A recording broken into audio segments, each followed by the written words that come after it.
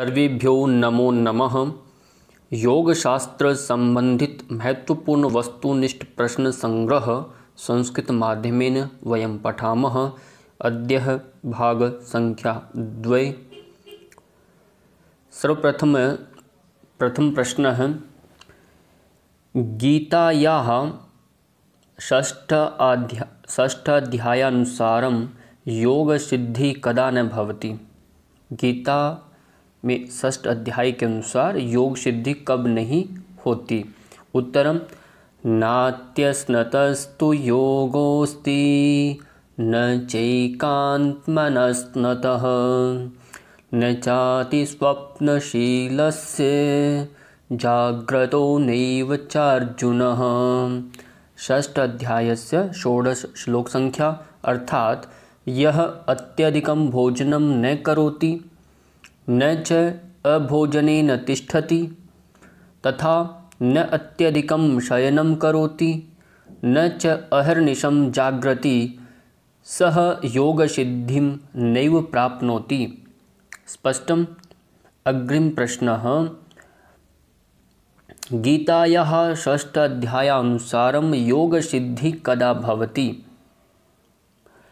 युक्त आहार विहारस्य युक्तचेष्टस्य कर्मसु युक्तस्वप्नवबोधस्य योगो भवति दुःखः।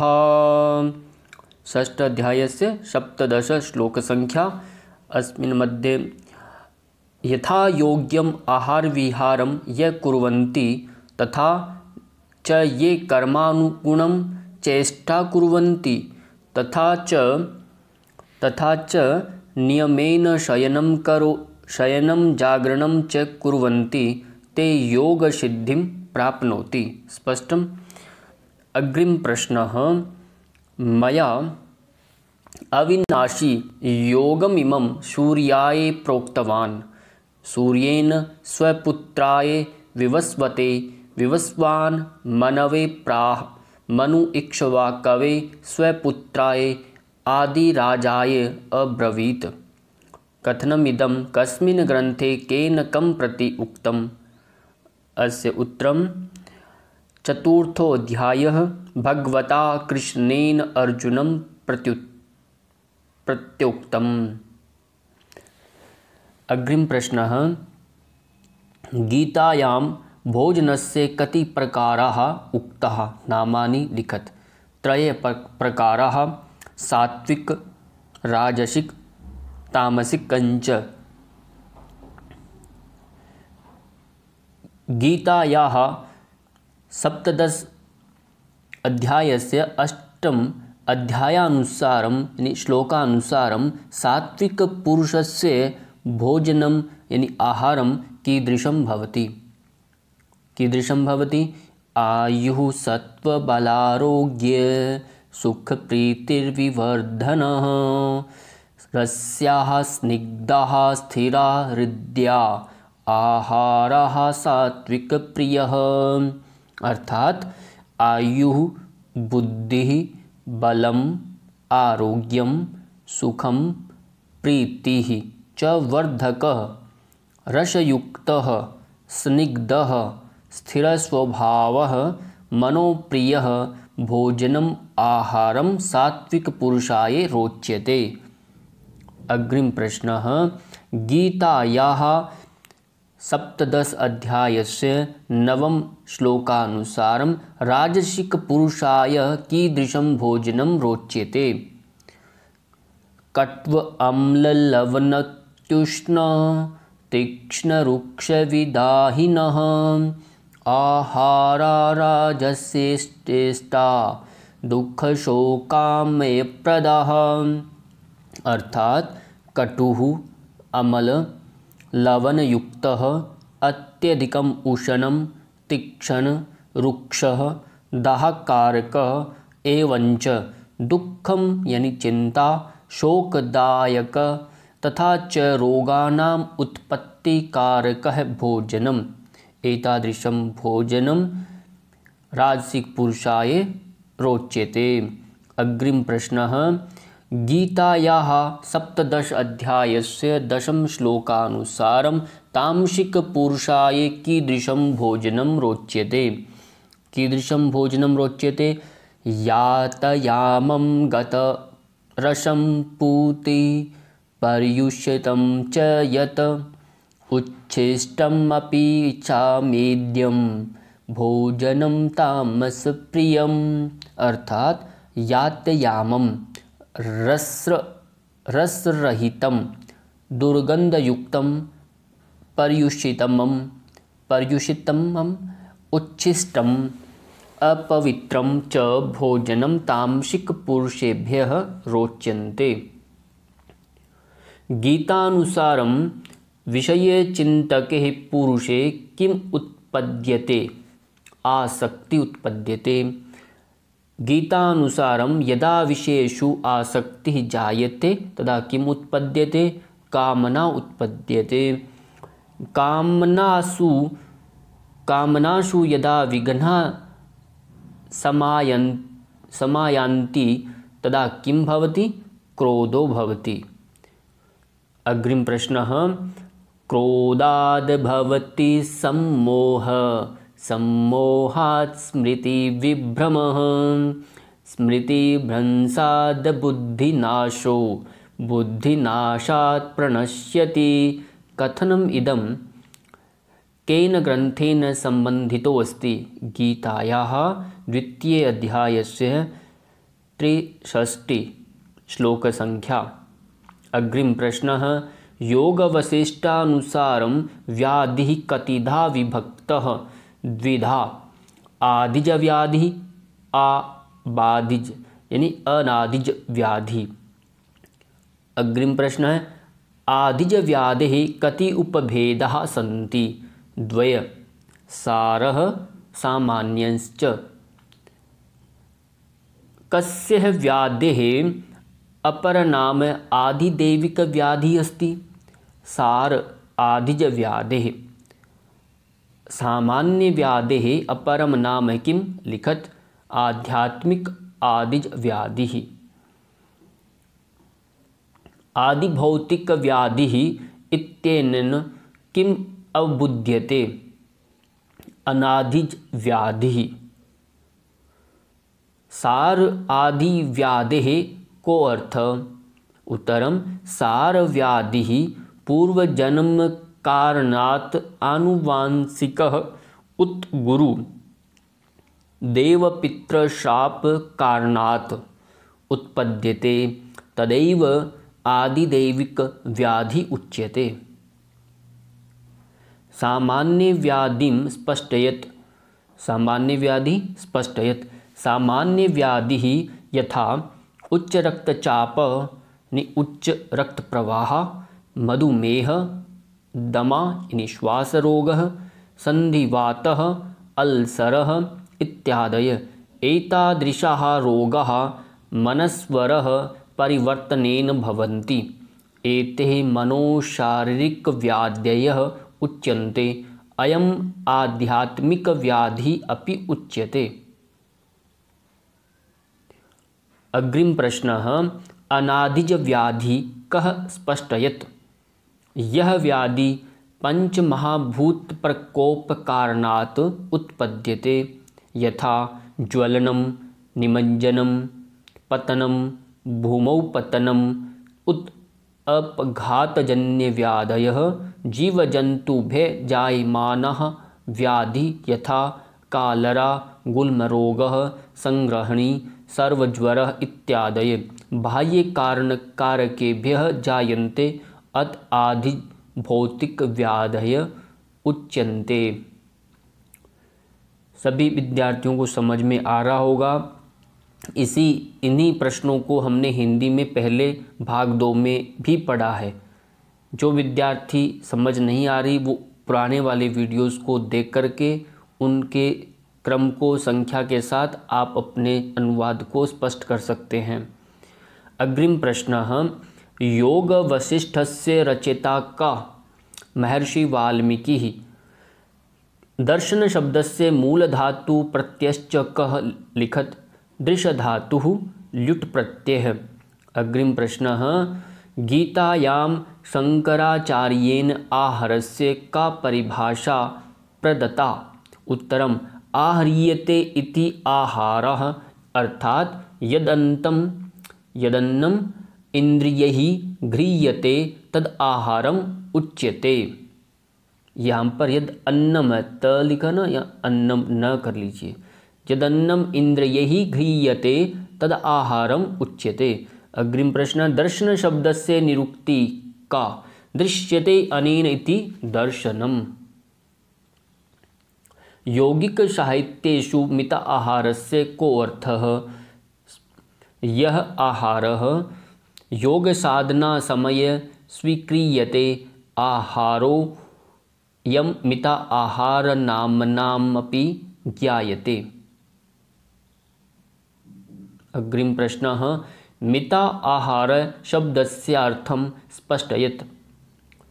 मित घन आहार अर्थात मितम नाम संतुलितम, आहारम नाम ग्रहणम, अर्थात संतुलित मात्रायां यत् आहारम गृह्यते येन शरीरं मनः अंतःकरणञ्च पोषितं भवति।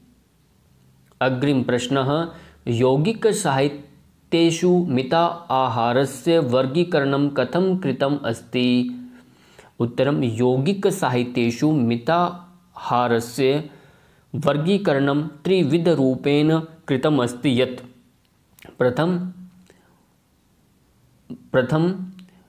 यहाँ भोजन मात्रा, यहाँ अत्र भोजन मात्रा, द्वितीय भोजनस्य गुणवत्ता, तृतीय वशिष्ठ मन स्थिति। अग्रिम प्रश्नः हठ योग प्रदीपिकानुसारं मिताहारेण किं ज्ञायते? स्निग्धः मधुरः भगवन्तम् अर्पितं भोजनं पूर्ण आहारस्य चतुर्थांश विहाय यद भोजनं कुर्मः तद मिताहार उच्यते। अग्रिम प्रश्नः घेरण्ड संहितायाः अनुसारं मिताहारस्य परिभाषा का अस्ति? स्वच्छं सुमधुरं स्निग्धं सुरसद्रव्येन संतोषपूर्वकं भगवन्तम् अर्पितं भोजनं तथा च भोजनेन अनेन उदरस्य अर्धभागं पूरयेत्, अर्धश्च रिक्तं स्यात्। उदरस्य अर्धभागः अन्नेन, तृतीयं भाग जलेन युक्तो स्यात्, तथा च चतुर्थांश भागः वायुसञ्चरणाय रिक्तो स्यात्। विदद्भिः एतादृश आहारः मिता आहार रूपेण स्वीकृतः। स्पष्ट हुआ। इस प्रकार का जो भोजन है वो विद्वान लोग हैं वो मिताहार के रूप में जानते हैं। अग्रिम प्रश्नः आहारस्य यानी भोजनं गुणवत्ताम् आधारीकृत्य कतिधा विभाजनं कृतं? द्विविधा पथ्य आहारम यानी भोक्तुम योग्य पदार्थ, अपथ्य अभक्ष्य यानी अभोक्तुम योग्य पदार्थ। अग्रिम प्रश्नः हठ योग प्रदीपिका अनुसारं पथ्याहारस्य को अर्थः? प्रथम पथ्याहारं नाम यद आहार योगाभ्यासिनां कृते पुष्टिकारकः अस्ति, सुमधुरं स्निग्धं गोदुग्धेन निर्मितं पदार्थः, धातूना पुष्टिकारकः, मनोनुकूलं विहितं च स्यात्। उत्तम योग साधकानां कृते पथ्यम भोजनम अस्ति यत् कैसा होना चाहिए? अग्रिम तंडुलम यव दुग्धम घृतम नवनीतम सीता मधु शुंठ परवल सदृश फलादि तथा च पंचविधम साकं जीवंती बथुआ चौलाई मेघनाथ पुनर्नवा मुदग हरितचणकं वर्षाजलं च एतत् सर्वं पथ्याहारे आगच्छन्ति। अग्रिम प्रश्नः हठ योग प्रदीपिका अनुसारम् अपथ्य आहारस्य का परिभाषा स्पष्टयेत्? कटुः, अम्लः, तिक्तं, लवणयुक्तं गुड़ उष्णं हरितशाक यात्रिनां शाकं तिलतैलं मदिरा मांसं दधितक्रम मट्ठाछाज हींग तथा च पलाण्डुयुक्तं भोजनं योगसाधकानां कृते अपथ्य आहार अस्ति। अग्रिम प्रश्नः वाल्मीकि रामायणे अन्नगुणानां विषये किमुक्तम्? यदन्न पुरुष दृष्टि भवति तद अन्नस्य तस्य देवता। अर्थात मनुष्यः यादृशम् अन्नं भक्ष्यति तादृशमेव तस्य देवता अंतःकरणं भक्ष्यति। अष्टांग योग ग्रंथे स्वामी चरणदासेन मिता आहार विषये किं लिखितं?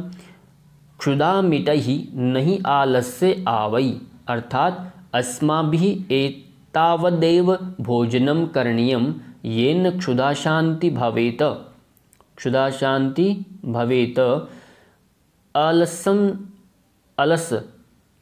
अलसमपि न आगच्छेत। अद्यतनीय समय यानी आधुनिक समय देश विदेशेषु कति प्रमुखाः संस्थाः निरन्तरं भोजनोपरि नूतनं शोधं कुर्वन्ति। प्रथमः है फूड एंड एग्रीकल्चर ऑर्गेनाइजेशन जिसे हम FAO, world health organisation WHO, united nation children's fund UNICEF इत्यादि। मानव व्यवहार मुख्यतः कतिधा विभक्तः। मानव आहार द्विधा। प्रथम है प्राणी आहारम मांसम मत्स्यम अंडाम दुग्धम च। द्वितीय वनस्पति आहारम अन्नम शाकानि फलानि चूर्णम इत्यादय। संतुलित आहारस्य को अर्थः तथा च संतुलितः आहारस्य आवश्यकता का कारणानि लिखत। येन आहारेण पोषकतत्त्वानां प्राप्तिर्भवति च संतुलितः आहारं कथ्यते। कारणानि शरीरस्य कृते ऊर्जा प्रदानम। प्रथम कारण किस लिए हम पोषक संतुलित आहार लेते हैं? शरीरस्य कृते ऊर्जा प्रदानम। द्वितीय शरीर निर्माणाय शरीरस्य क्रियाणां सम्यक् रूपेण कार्यकरणाय चालनं भवेत् तथा च सुरक्षा प्रदानाय। आहारस्य प्रमुखाः घटकाः के सन्ति? आहार के प्रमुख घटक कौन कौन से हैं? प्रोटीन, कार्बोहाइड्रेट, वसा, विटामिन, खनिज पदार्थम, जलम इत्यादय। प्रोटीन शब्दः कस्याः भाषायाः अस्ति? अर्थश्च लिखत। प्रोटीन शब्दः ग्रीक भाषायाः प्रोटियो शब्दतः निष्पन्नो अस्ति। किम? प्रोटीन शब्दस्य अर्थ है किम? पूर्व आगंतुक यानी पहले आने वाला। धर्मस्य प्रथमं साधनं किम? शरीरमाद्यम। ये घ लिखा है, घ नहीं है यहाँ, देय है। शरीरमाद्यम खलु धर्म साधनम। अर्थात शरीरस्य निरोगता। पुरुषार्थ चतुष्टयम विवृणुत। उत्तरम धर्मः अर्थः कामः मोक्षश्च पुरुषार्थ चतुष्टयम अस्ति। इन्हें हम पुरुषार्थ चतुष्ट के नाम से जानते हैं। पुरुषार्थ चतुष्टस्य प्राप्तेः मूल कारणम किम? मूल कारणम पुरुषार्थ चतुष्टस्य प्राप्त्यर्थम शरीरम आरोग्यवान भवेत् इति परमावश्यकम। शास्त्राकारेणपि उक्तम। धर्मार्थ का मोक्षानाम आरोग्यम मूलम उत्तमम। धर्मार्थ का मोक्ष की प्राप्ति के लिए आरोग्य परमावश्यक माना गया है। आहार शुद्धौ सत्वशुद्धौ ध्रुवा स्मृति स्मृतिर्लब्धे सर्वग्रंथीनां विप्रमोक्षः। कथनमिदं कस्मिन् उपनिषदि उक्तम? कहाँ है? छांदोग्य उपनिषदि। छांदोग्य उपनिषद में कहा गया। छांदोग्य उपनिषदि अंतस्थ त्रयकोशस्य कोशासन्ति ते च के परिभाषत। प्रथम स्थूलः, स्थूलस्य स्वभावगुणः स्थूलः मधुरं भवति, स्थूलश्च सूक्ष्मः प्रभावं गुणश्च कारणं यानी संस्कारः एते त्रय कोशाः सन्ति। आदर्श आहारस्य मुख्य त्रय गुणा के विलिखित।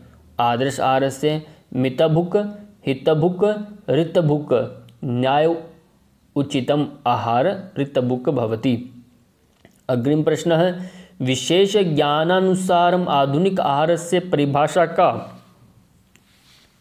यदा बुभुक्षा भवति तदा जनः यावत् भोजनं गृह्णाति तावदेव तस्य आहारम यानी डाइट भवति। इदम आहारम खुराकम अपि उच्यते।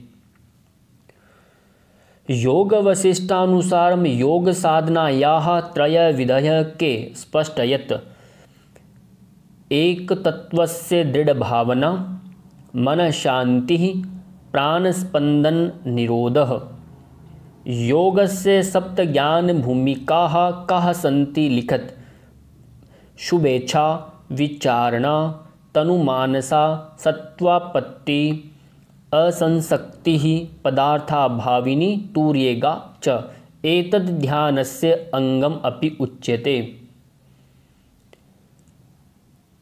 योग वसिष्ठस्य मूलग्रन्थे कति श्लोकाः सन्ति। 32 सहस्रम। अत्र यहाँ 33 लिखा है, 32 है, 32,000। अंतिम प्रश्न है योग वसिष्ठ ग्रंथ कस्य दार्शनिक सिद्धांतस्य प्रतिपादनं करोति। अद्वैतवादस्य। अद्वैतवाद जो सिद्धांत का प्रतिपादन करता है। इस तरह से आपका द्वितीय संस्कृत माध्यम से जो अभ्यास हमने किया ये पूर्ण हुआ। और जिन विद्यार्थियों को इनमें से कहीं भी हिंदी में समझने में कठिनाई है वो पहले वाली हिंदी के वीडियोस देखें और उनको क्रम से समझते हुए अपने इनके नोट्स बनाएं। इसी के साथ सबका बहुत बहुत धन्यवाद।